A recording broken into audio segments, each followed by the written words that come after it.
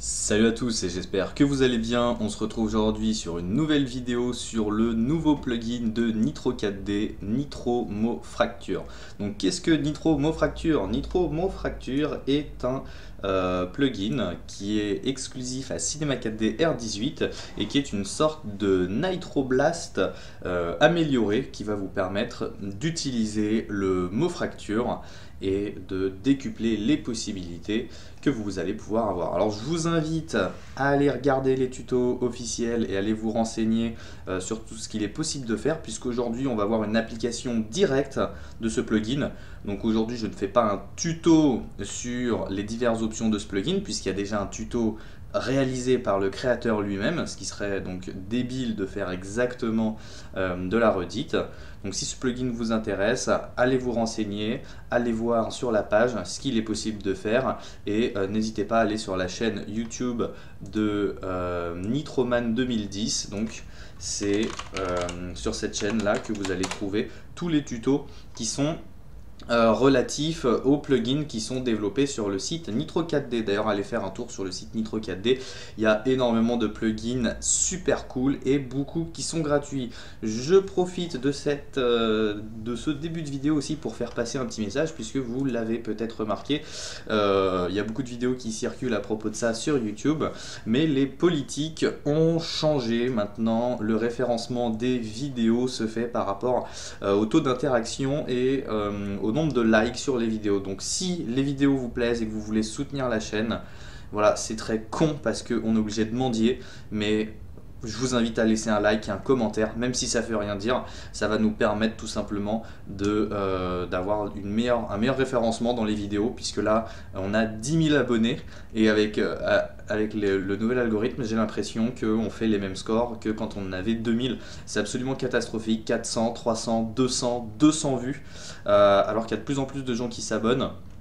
Il y a de moins en moins de gens qui voient les vidéos, donc un simple pouce si ça vous plaît. Même un pouce vers le bas, franchement je m'en fous, puisque apparemment ça marche au taux d'interaction.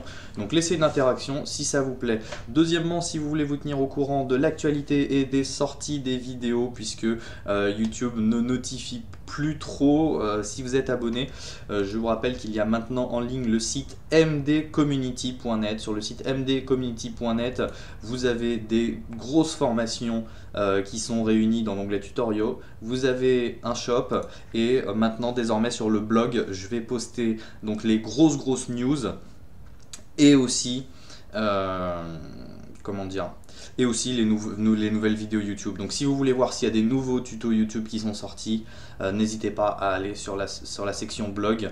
Donc là, un nouvel article d'aujourd'hui sur un nouveau script qui va sortir, réalisé par Mathieu Frémaux. Bon voilà, je voulais faire tout ça en début de vidéo, parce que je vais pas faire de vidéo exprès pour ça, mais juste YouTube, voilà, tout le monde l'a dit, tu fais de la merde, et c'est nous qui payons, c'est vous qui payez. Donc voilà, maintenant je vais désactiver ma sale gueule et on va tout de suite pouvoir commencer en utilisant Nitro Mo Fracture. C'est parti. Et nous voilà désormais de nouveau dans Cinema 4D. Alors je dis de nouveau puisque c'est une vidéo que je recommence au moins depuis la 5 ou 6e fois. Pour la petite histoire, en fait, il y a pas mal de micro-bugs dans la version de Nitro Mo Fracture, et après 34 échanges de mails donc avec le créateur du plugin, où je trouve encore des bugs, je passe ma version en anglais, puisque dans le scripting Python, il y a certains trucs qui bloquent par rapport à la version française. Donc par exemple, l'option Nitro Mo Fracture Details, qui va nous permettre d'ajouter des détails, ne fonctionne pas avec la version française.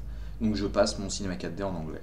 Donc après cette petite parenthèse, sûrement assez marrante, hein, le problème va être résolu dans les jours qui viennent. Je lui ai envoyé plusieurs mails. Je me retrouve, malgré moi, à être bêta en fait. Bêta ou pas bêta, puisque le plugin est sorti, mais testeur de ce plugin. Et déjà depuis le début de ce tuto, il a fait 3 updates. Donc on est passé de la 1 à la 1.03 grâce ou à cause de moi, puisque avec tous les trucs que j'ai testés, il y a eu pas mal de bugs. Donc c'est parti, après cette parenthèse Donc je risque peut-être d'être plus rapide ou un peu plus énervé parce qu'en fait ça fait des tonnes et des tonnes de fois que je recommence. On va commencer. Donc je charge un cube et je vais charger l'objet Nitro-Mo-Fracture. Donc dans Nitro-Mo-Fracture, on a ce petit menu plutôt pratique, donc je ne montrerai pas en entier puisque comme précisé au début de la vidéo, il y a un tuto officiel là-dessus. Mais je vais quand même vous montrer que ça fonctionne quand même très très bien. Voilà, je clique sur mot fracture, j'ai mon objet qui est fracturé et je peux bénéficier de toutes les options que je vais avoir dans Cinema 4D. Donc par exemple, je prends l'effecteur random. Donc hop, j'ai accès à mon effecteur random. Et puis là, voilà, je peux prendre mon effecteur et le déplacer. Tout fonctionne très très bien. Le rendu est cool. C'est sympathique, mais je ne vais pas m'arrêter sur quelque chose d'aussi simple et je vais vous montrer quelques petites options que j'ai vraiment adorées dans ce plugin. Je prends un petit peu de bière, ça me fera du bien. Voilà, donc on va continuer. Je vais faire du CTRL Z jusqu'à retourner sur mon cube de base et je vais utiliser une option qui s'appelle le Paint. Donc je vais cliquer sur Paint et ça c'est une option que je trouve absolument génial puisque je vais pouvoir peindre les zones qui vont être fracturées. Et là, hop, j'ai choisi de manière interactive où est-ce qu'il va y avoir les cassures. Et ça, c'est quand même un truc absolument génial puisque sur Nitro Blast, il fallait, sur la première version, mettre des intersections avec des polygones. Sur la version 2, c'était un peu plus facile. On pouvait se débrouiller avec des splines ou des particules. Maintenant, on peut peindre directement. Et ça, c'est juste un truc de malade. Puisque maintenant j'ai mon cube hop, qui va se fracturer eh bien à cet endroit. Donc je peux remettre rapidement un petit effecteur random, donc randomisation pour les Français, voilà, pour montrer un petit peu comment est-ce que ça se fragmente. Donc, deuxième option absolument géniale, c'est que je vais pouvoir contrôler par rapport à la taille de mes polygones lesquels vont être dynamiques ou non. Donc petit clic droit, je vais aller dans mon Nitro Mo Fracture tag et je vais ajouter le Nitro Mo Fracture Dynamic Size. Et donc je vais cliquer sur Create Mo Selection et Dynamic Tag et maintenant je peux sélectionner de manière interactive quels plugins vont être affectés lors des collisions ou non. Merci Windows de me rappeler que j'ai une version officielle de toi. Ça fait vraiment plaisir à tous les viewers de savoir que je ne suis pas un vilain pirate. Waouh, merci, génial. Bon, on peut continuer. Et je vais me prendre une sphère. Alors sphère, c'est quand même assez dur à modéliser. On ne parlera pas de la modélisation d'une sphère dans ce tuto. Puisque ça mérite quand même de réaliser toute une formation complète qui sera bien évidemment payante et bien chère. Donc une fois que vous avez créé votre sphère, il y a un petit menu dans Nitro Mo Fracture qui est très pratique, qui va nous permettre de choisir quand est-ce que, enfin de choisir nos objets, enfin d'appliquer un tag de dynamique à nos objets. Putain, j'ai dû me reprendre 3 fois. Après cet exploit, je vais cliquer sur ma sphère et je vais cliquer sur Dynamics Immediately, donc c'est à dire que hop, un petit tag se crée sur ma sphère, hop, voilà, la collision va se réaliser de manière immédiate. Le problème c'est qu'on voit que mes pièces tombent, je ne veux pas que mes pièces tombent et je veux qu'en fait ce soit ma sphère qui éclate mon objet. Donc là, un simple clic sur votre objet, Dynamics On Collision, Set, et là, c'est blam. C'est génial, c'est au moment où la sphère rentre sur l'objet, enfin rentre en collision avec l'objet que la dynamique se fait. Et là, c'est quand même un truc de fou. Enfin, ce plugin, là je m'arrête, c'est un truc de malade. C'est un truc de malade. C'est quand même hyper simple maintenant de faire une destruction qui a l'air quand même, on va le regarder tout de suite avec un petit live viewer. Et on va virer ces matériaux un petit peu cheap. C'est quand même très facile d'avoir une destruction stylée en 2-2. Et le tout est juste en fait procédural. C'est-à-dire qu'à n'importe quel moment, bam, je peux retourner ici. Je vais pouvoir changer ma sélection homographe, les différents effecteurs. et même enfin tout, même la source, et utiliser d'autres choses. Enfin, c'est juste trop bien. Voilà. Et il y a une option qui est juste géniale. Alors c'est cette option qui bug en français en fait, malheureusement dans le Cinema 4D français. C'est pour ça que j'ai passé mon Cinema 4D en anglais, puisque là j'échange toujours des mails avec le créateur et le truc n'a toujours pas été résolu parce que le problème c'est que dans le scripting vous allez résoudre un truc et des fois ça peut vous faire d'autres merdes. Donc pour faire le tuto, puisque ça fait quand même des jours que je dois le faire, puisque j'ai eu la version un petit peu en avant-première, pareil pour Nitro Bake 2, j'ai toujours rien fait. Voilà, j'ai décidé de passer le C4D en anglais et de le faire maintenant. Il y a une option qui est juste trop bien, qui s'appelle le Nitro Blast Details. Et là, ça va nous gérer directement un petit système de Syncing Particle et ça va nous ajouter des détails. Attention, donc on va sur notre tag, on rajoute ce qu'on veut, donc on peut appeler ça Mike, parce que j'aime bien Mike fait des tutos pour la chaîne.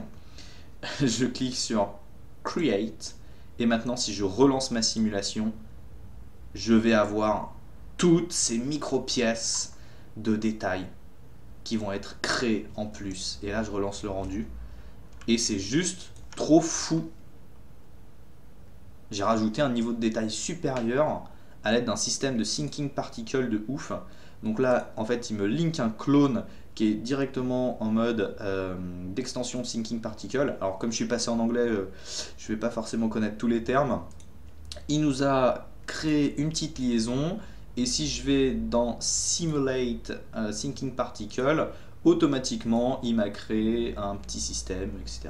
Donc c'est juste trop bien. C'est juste trop bien. Pourtant, j'ai tout d'affiché. Alors, c'est quand même assez bizarre qu'il ne m'affiche pas mes petites croix de Syncing Particle. Mais c'est pas grave. Donc, j'ai mes détails.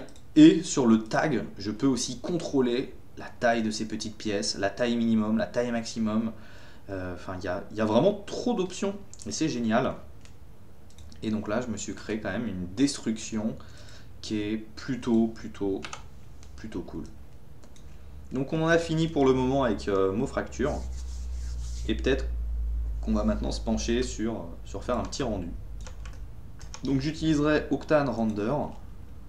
J'ai déjà fait un tuto sur Octane Render qui est disponible sur tuto.com si vous voulez vous former à ce moteur de rendu. Si vous ne voulez pas vous former à ce moteur de rendu, il existe plein d'autres moteurs de rendu tels que Cycle 4D, Arnold, V-Ray ou encore le moteur de rendu classique qui sûrement fera bien son taf. Vous voyez, bon, ça fait autre chose. Moi, je vais utiliser Octane Render. Voilà. Encore un peu de bière pour le courage. Et je vais me créer vite faire un petit setup. Donc je vais aller dans mes paramètres, je vais me mettre en Pace Tracing. Au niveau des samples, je vais me mettre à 1024. Je n'aurai peut-être pas trop de diffuse, donc 4. Spécular, on va se mettre à 4. Je clampe toujours un petit peu la lumière, donc 0.7. Pattern Power, je vais le laisser à 0.3. Ici, je vais me mettre à 0.25 et je vais augmenter ces paramètres là. Voilà. Maintenant, je vais me charger un petit HDRI Environment sur lequel je vais aller charger un de mes HDR dans mes C4D Gear. Donc là, je vais aller prendre un HDR dans la collection de vidéo Copilot. Donc c'est les backlights. Donc ça, allez sur le site officiel de Vidéo Copilot, vous pouvez les acheter. C'est un pack d'HDR qui est quand même assez bon. Je m'en sers assez souvent puisqu'ils sont de bonne qualité. Hein. Ça permet de générer des petits éclairages, des petites ambiances plutôt cool, très facilement.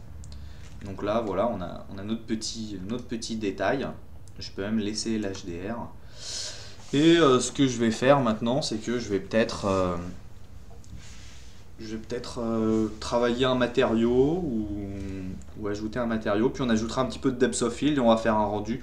On va pas trop s'embêter puisque le but du tuto c'était quand même de découvrir Nitro Mofracture. Je referai plein d'autres tutos sur Nitro Mofracture parce que c'est juste trop génial. C'est juste trop bien. Donc on va peut-être paramétrer notre caméra maintenant. Donc Octane caméra. Je me mets sur mon camera imager. Je vais activer le camera imager. Je vais mettre une réponse neutre, pas de vignette. Je vais augmenter peut-être un petit peu l'exposition pour avoir un peu plus de flexibilité au rendu. Allez, on peut même la mettre à 1.5 je pense. Ça m'a l'air pas trop mal. Au niveau du lighting, l'HDR fait franchement bien le taf. Je sais même pas si je vais rajouter une light tellement c'est cool directement. Et je vais... qu'est-ce que je vais faire maintenant? Je vais mettre du depth of field. Donc je viens en mode peak focus et je vais mettre un focus ici par exemple. Et maintenant je vais sur thin lens et je vais augmenter l'ouverture. Je vais désactiver ça. Alors pourquoi ça marche pas? Parce que je suis pas dans la caméra. Voilà. Live viewer. Voilà. Maintenant je commence à avoir mon focus et avoir une zone de flou sur le fond. Donc là je peux même exagérer mon effet de flou pour vraiment avoir quelque chose de très net sur le devant et de flou sur le fond. Et là on a quand même un résultat qui est grave cool. Et vous avez vu en 2-2, même quand on recommence 10 fois, même quand on prend de la bière, qu'on est saoulé et tout, on peut faire un truc stylé. Ça vous vendez à un client, le mec vous dit c'est compliqué, vous dites ça prend 3 jours, vous facturez, vous vous mettez bien. Donc je décide de couper ce tuto un petit peu plus tôt que prévu. J'ai tout simplement réalisé un petit rendu. Donc comme vous pouvez le voir, il y a quelques petites différences par rapport à la version qu'on avait encore à l'écran dans Cinema 4D, puisque j'ai relancé quelques petites simulations, j'ai calculé une petite profondeur de champ. Il faut savoir que si vous utilisez Octane, il y a encore quelques petites optimisations à faire. J'ai donc dû baker certaines choses pour arriver à avoir mes images. Donc vous pouvez vraiment vous ruer sur le plugin, c'est un plugin de malade, il est vraiment hyper cool. Le créateur est très au courant, s'il y a des petits bugs ou s'il y a des petites choses, il les corrige le plus rapidement possible. Donc c'est vraiment quelque chose que j'ai trouvé hyper cool malgré les petits bugs que j'ai pu avoir. Comme vous pouvez le savoir, j'ai recommencé cette vidéo 5-6 fois et là j'ai même dû la couper pour refaire encore une fois un rendu. Donc faut avoir quand même conscience que pour l'instant c'est un plugin neuf. Il était à la version 1.0, là il est à la version 1.03. J'ai encore renvoyé des messages au créateur. J'espère qu'il sera bientôt à la version 1.04, 1.05. Comme c'est un truc que j'utilise pas mal, je lui envoie très souvent. Voilà, dès que j'ai quelque chose à lui dire, je lui dis. Donc soyez indulgents parce que c'est neuf, ça coûte pas cher, c'est quand même un plugin assez génial. Je termine cette vidéo pour vous inviter à rejoindre le groupe Motion Designers Community si vous êtes nouveau, pas si vous êtes, hein, parce que c'est absolument pas français si vous êtes. Si vous êtes nouveau, rejoignez le groupe, c'est un groupe de partage et d'entraide sur lequel vous pouvez partager vos rendus et posez vos questions. Donc comme vous pouvez le voir, Mathieu qu'on avait en début de vidéo qui a partagé sa news sur la création de son nouveau plugin. Ici ça parle de caleçon, le monsieur a un gros paquet, on peut même faire un contrôle, waouh génial, contrôle plus, c'est hyper cool. Non vraiment c'est un groupe de partage et d'entraide. Dès que vous avez des questions, n'hésitez pas à les poser. Si cette vidéo vous a plu sur le plugin Nitro Mofracture, n'hésitez pas à laisser un pouce bleu et un commentaire. Comme je vous l'ai dit, YouTube maintenant c'est de la merde, voilà, je le dis. Il faut maintenant laisser des pouces bleus et des commentaires. Donc laissez des pouces bleus et des commentaires si ça peut aider la chaîne. Et merci à tous d'avoir regardé cette vidéo et on se retrouve très bientôt pour de nouvelles vidéos. Allez, ciao!